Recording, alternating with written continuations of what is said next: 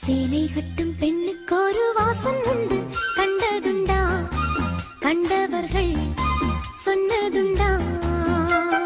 சேலை கட்டும் பெண்ணுக்கு ஒரு வாசம் உண்டு, கண்டு கொண்டே கண்களுக்குள் பள்ளி கொண்டே.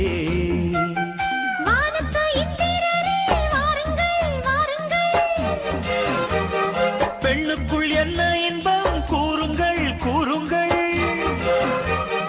இதுவோ சுகமோ உலகத்தில் இல்லை, இவளின் குணமோ மனமோ மலருக்குள் இல்லை.